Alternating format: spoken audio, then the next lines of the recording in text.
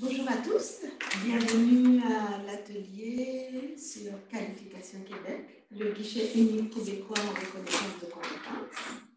Je suis Marjorie Casimir, conseillère en reconnaissance des compétences et accompagnée de mon collègue Daniel Saint-Laurent, également conseiller en reconnaissance des compétences.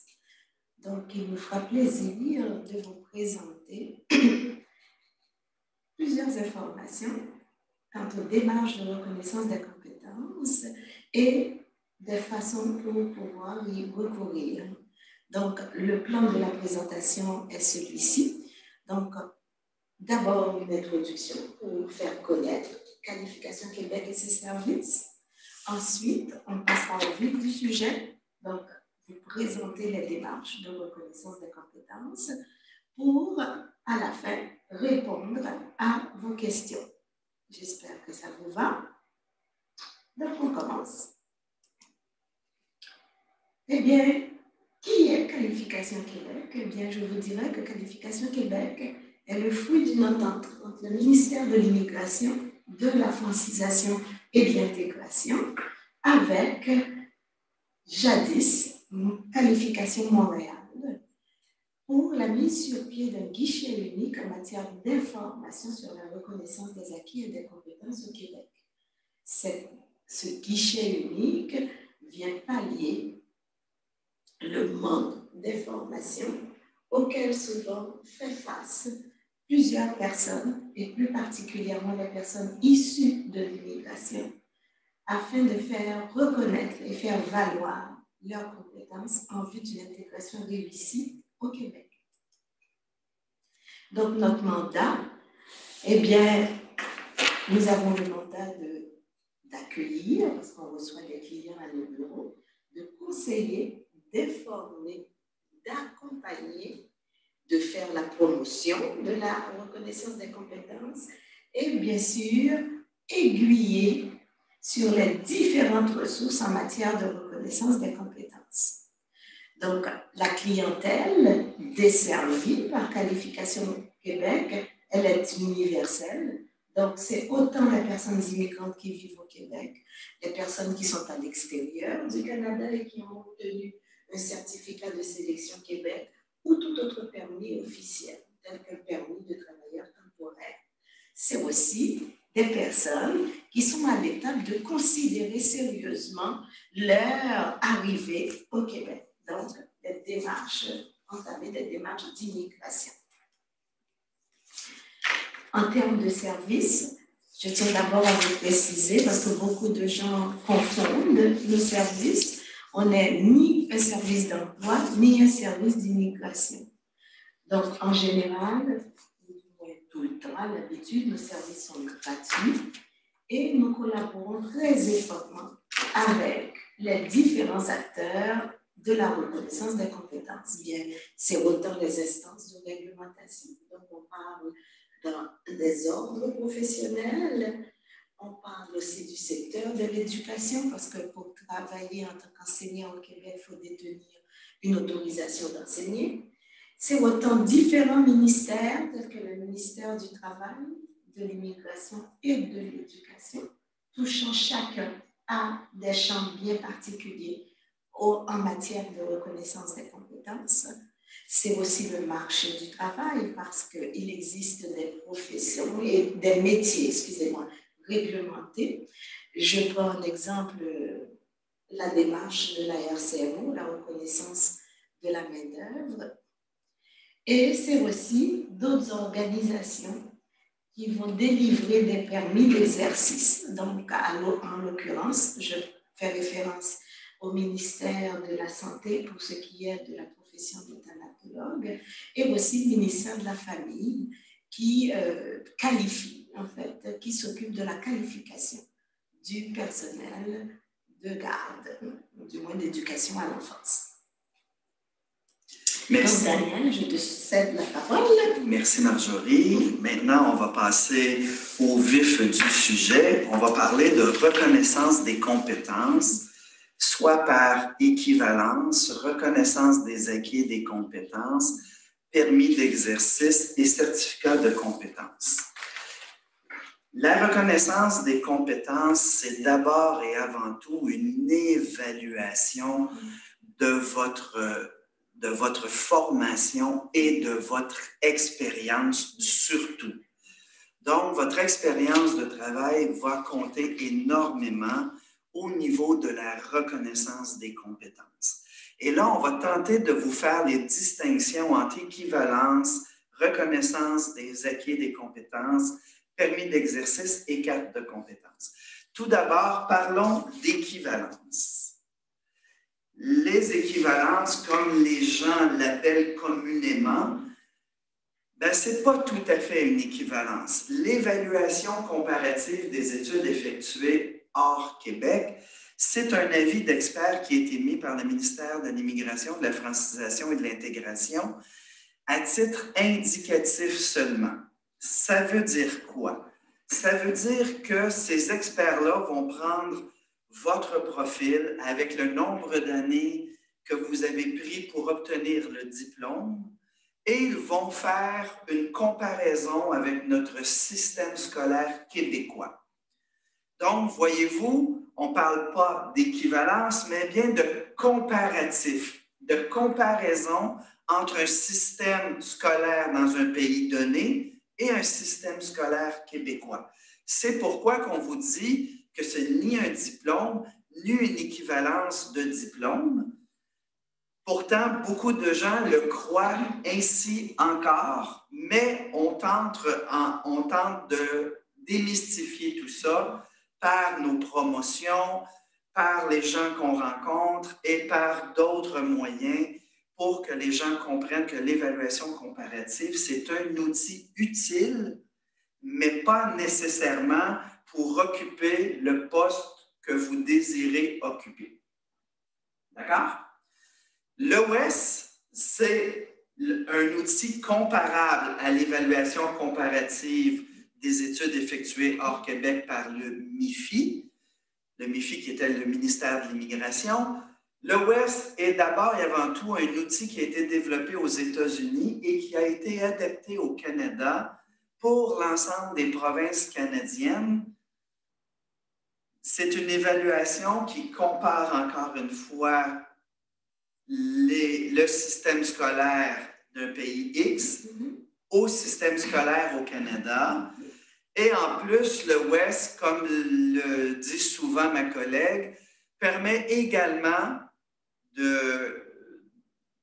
d'évaluer, si je peux dire, les titres professionnels que vous avez acquis à l'extérieur du Canada et qui ne sont pas tenus en compte dans l'évaluation comparative hors Québec.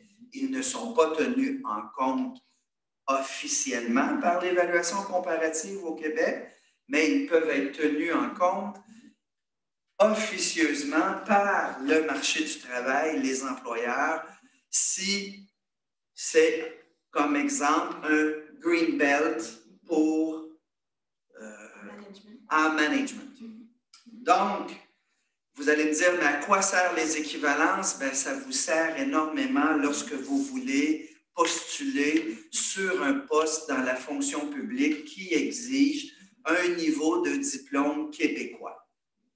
Certains employeurs peuvent l'exiger également. Tout à fait. Par exemple, le milieu bancaire, le secteur de l'éducation. Et je dirais que, mis à part quelques ordres professionnels qui acceptent le WES, l'évaluation comparative après séance pour une personne qui vit au Québec. Voilà pour les équivalences. J'espère qu'on vous a éclairé un petit peu là-dessus. Passons maintenant aux démarches de reconnaissance des compétences. Donc, la démarche de reconnaissance des compétences, le marché du travail ici au Québec est très réglementé et le diplôme ne fait pas foi de tout et ne permet pas de vous ouvrir nécessairement toutes les portes. Pourquoi qu'au Québec, le marché du travail est réglementé? C'est pour des raisons de protection du public. Les professions ou les métiers sont réglementés, c'est-à-dire que pour les pratiquer, il faut vous conformer aux règles déterminées ou aux exigences en termes de formation et d'expérience des organismes de réglementation, notamment en matière de formation, mais ça peut être aussi en matière d'expérience et d'aller chercher certaines certifications ici au Québec. Donc, pour exercer ces professions ou métiers-là, il vous faut obtenir un permis d'exercice, une carte de compétence, une autorisation ou autre chose. Donc, à ce moment-là, vous avez un portrait devant vous des professions réglementées. Au niveau des ordres professionnels, vous comptez 55 professions et vous avez la liste en dessous des yeux, donc ingénieur, médecin, architecte, agronome, avocat, etc.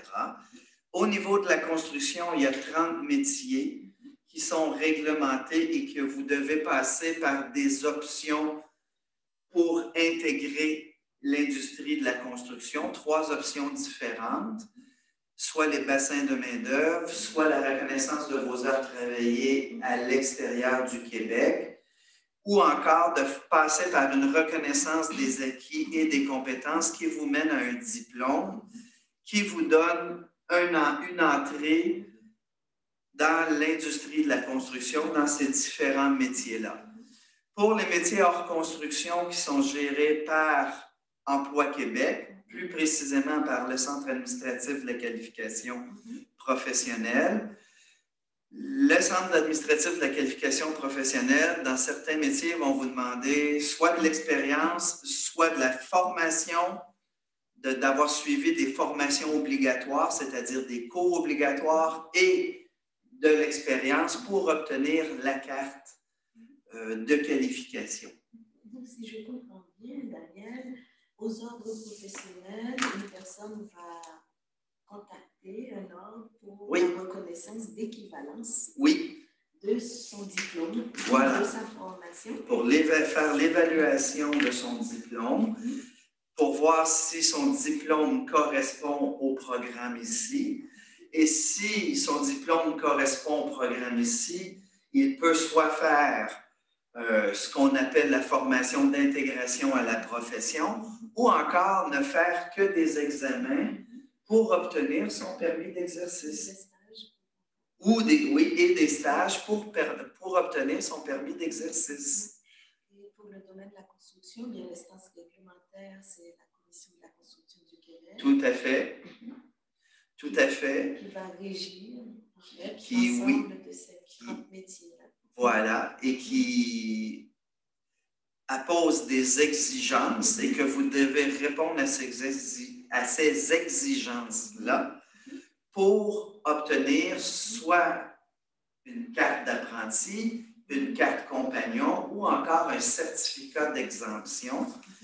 Mais nous ne rentrerons pas dans les détails de tout cela parce qu'on pourrait être ici encore dans une heure. Mais c'est un peu la même façon de procéder pour les métiers hors construction avec Emploi Québec. Donc, on vous parle d'autres professions réglementées aussi qui sont liées à l'enseignement. Tout à l'heure, Marjorie parlait d'autorisation d'enseigner. Et qui peut émettre cette autorisation-là? Eh bien, c'est le ministère de l'Éducation et de l'Enseignement supérieur qui encore impose certaines exigences en termes de formation, de titularisation dans votre pays ou d'autres certificats qui peuvent être pris en compte pour vous permettre d'obtenir une autorisation ici. Il est à souligner que l'enseignement est réglementé au Québec au primaire et au secondaire. Voilà, seulement. Quelqu'un qui voudrait enseigner, par exemple, au cycle du collégial, bien, n'a pas besoin d'obtenir un permis. Voilà. Au niveau de l'éducatrice à l'enfance, on parle beaucoup plus d'un parcours de qualification, c'est-à-dire qu'une personne a une formation qui a été faite au Québec, une AEC minimalement, un certificat universitaire, ou si elle a le DEC, elle se qualifie automatiquement. Sinon, elle doit avoir un parcours de qualification qui implique la formation suivie au Québec et un minimum d'heures, amenons ça à 5000 heures d'expérience pour obtenir la qualification. D'accord? Donc, thanatologue, je vais te laisser le soin d'en parler, Marjorie. Comme je l'ai souligné tout à l'heure, un thanatologue qui vit au Québec a besoin de posséder un permis d'exercice qui a été mis par le ministère de la Santé. Donc, à la suite d'une formation, cette personne va réussir des examens et le seul diplôme reconnu au Québec en thanatologie, c'est celui du DEC, en thanatologie, qui se donne au cégep de Rosemont. C'est un peu comme pour éducatrice à l'enfance. Le seul diplôme qualifiant est celui du DEC. Il en est de même pour la thanatologie. Donc là, à ce moment-là, le ministère de la Santé fait une évaluation du parcours de la personne. Et une fois que la personne va rencontrer les critères qu'il faut, donc le DEC en thanatologie, aura à passer des examens qui sont fournis par le ministère. Et à la réussite des examens, la personne obtient son permis d'exercice. Pour les conseillers en assurance, c'est l'autorité des marchés financiers. La personne doit à l'habitude suivre une formation ou avoir une formation X et passer les examens. Et si elle passe les examens et les réussit, obtient le permis de l'autorité des marchés financiers. Pour le conseiller immobilier, il en est de même, c'est l'autorité des marchés financiers également. Au niveau des actuaires, il y a c'est l'association des actuaires qui vous donne certains grades en fonction de votre formation et de votre expérience. Ça passe de fellow à plusieurs autres dont on vous évite la nomenclature. Donc, bref, la reconnaissance des acquis et des compétences ou comment obtenir un diplôme. Là, on vous a parlé de beaucoup de choses qui se regroupent sous la reconnaissance des compétences. La reconnaissance des acquis et des compétences, elle est liée à un diplôme québécois, un diplôme en formation professionnelle ou un diplôme technique collégial. Donc, au professionnel, on dit DEP, ASP et des fois CFNS. Au collégial, on parle d'AEC et de DEC. Donc, la reconnaissance des acquis, c'est quoi au juste? Je l'ai dit au tout début que soit l'ARC ou la reconnaissance des acquis, c'est d'abord une évaluation. Une évaluation de votre expérience et des études que vous avez faites ou des formations d'appoint que vous avez suivies ou encore du bénévolat que vous avez fait au Québec ou les expériences de vie au Québec ou ailleurs. Donc, vous avez développé des compétences et le processus de reconnaissance des acquis et des compétences, c'est d'évaluer l'ensemble des compétences que vous avez à votre actif et de voir dans quel programme ces compétences-là répondent le plus aux compétences qui sont incluses dans un programme de formation ici au Québec. Et tout ce que vous savez déjà faire, vous n'avez pas à le refaire. Vous devez parfois les polir, les compétences. Il vous manque quelques ingrédients de la compétence pour arriver à la maîtriser. Ou encore, vous devez refaire la compétence ou ne faire que des examens parce que vous avez la compétence en entier, mais pour l'officialiser ici dans un relevé des apprentissages, vous devez faire l'examen qui conclut que vous avez l'ensemble des objectifs liés à la compétence et que c'est maîtrisé. Donc, je pense que c'est important de souligner, Daniel, qu'en reconnaissance des acquis et des compétences, on ne peut, ce ne sont pas tous les programmes d'études qui se prêtent à cette démarche-là. Donc, il faut se renseigner à savoir s'il existe une démarche de reconnaissance des acquis et des compétences dans un programme X. Et les gens qui peuvent vous informer là-dessus, ben, il y a nous, il y a des organismes d'aide à l'emploi, il y a les commissions scolaires qui peuvent le faire.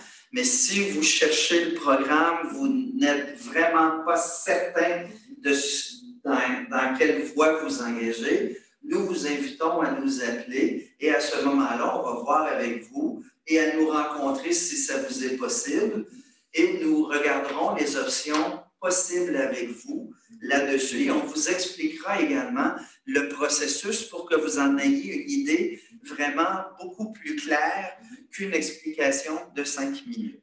Et dans le cas où il était possible pour vous de nous appeler ou de nous contacter, tout simplement, n'oubliez pas qu'il y a notre portail. Voilà. Qui contient une infinie d'informations, en plus de vous présenter les options possibles en matière de reconnaissance. Les options possibles et les endroits où il est possible de le faire. Donc, ce sont les établissements d'éducation qui évaluent votre profil, assurent l'évaluation des compétences, offrent la formation manquante et en plus, il y a lieu, vous délivre le diplôme à la toute fin lorsque l'ensemble des compétences sont acquises. Donc lorsque vous venez nous voir, oui, ne pensez pas sortir avec un diplôme, un certificat de compétence ou quoi que ce soit. Nous, on est là pour vous informer, vous présenter les options possibles et de vous aiguiller vers les bonnes ressources pour que vous arriviez à travailler ou à évoluer dans les compétences que vous avez développées. Donc, Marjorie l'a fait tout à l'heure.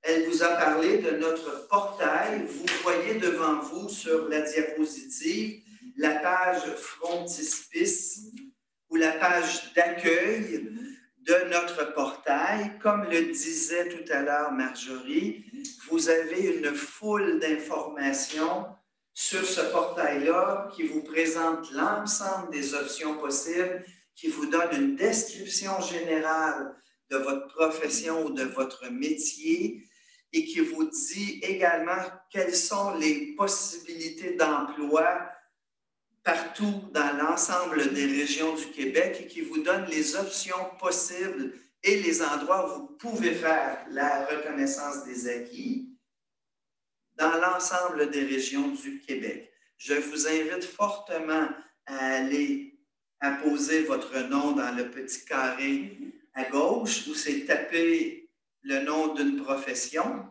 Vous tapez votre profession ou votre métier, vous pesez sur la petite loupe et on devrait vous arriver avec des possibilités à l'intérieur de votre profession parce que vous savez que parfois, les intitulés de profession ou de métier changent d'un pays à un autre et même d'une province à une autre. Donc, à ce moment-là, on va vous donner un ensemble de référents à votre profession et vous devez regarder laquelle correspond le plus à votre profil. Vous cliquez dessus et là, vous allez avoir les options de reconnaissance des acquis et s'il y en a, parce que comme on disait, ce n'est pas tous les programmes où il y a de la reconnaissance des acquis. Et en passant, la reconnaissance des acquis se fait au niveau des métiers professionnels dans les commissions scolaires, au niveau des métiers techniques, au niveau des cégeps, du collégial, comme on dit ici au Québec, et certains programmes à l'université et dans certaines universités. Voilà.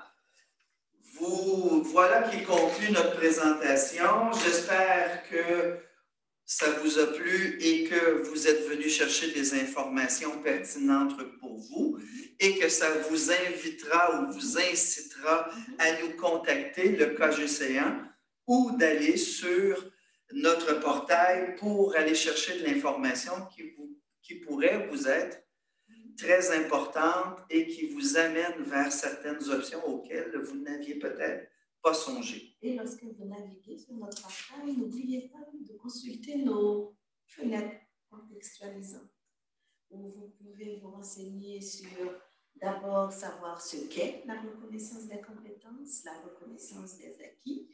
Également, savoir bien c'est quoi le système scolaire. Donc, vous avez un beau graphique qui vous présente le système scolaire québécois. Vous aimeriez en savoir davantage sur le démarrage entreprise. Vous allez retrouver de l'information également.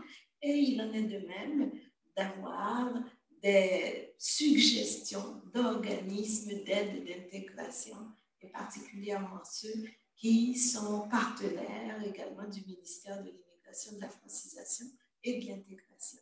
Donc, c'est un portail qui est complet et qui peut répondre à bien plus qu'un seul besoin que vous pouvez avoir.